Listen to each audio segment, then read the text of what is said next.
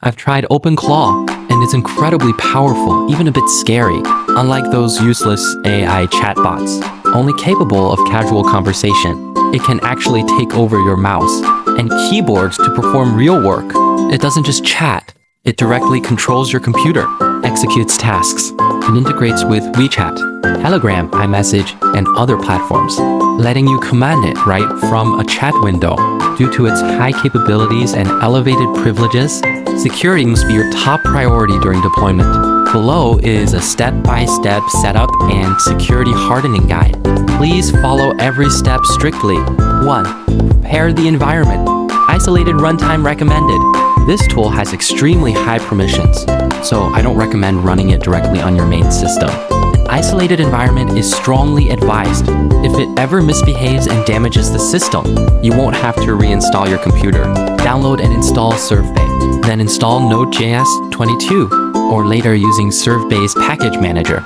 2. Open the terminal inside the ServBay environment and install pnpm plus OpenClaw.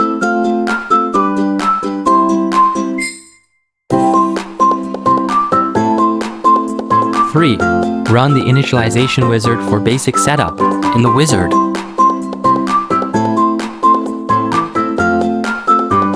Kimi is recommended as the backend AI model.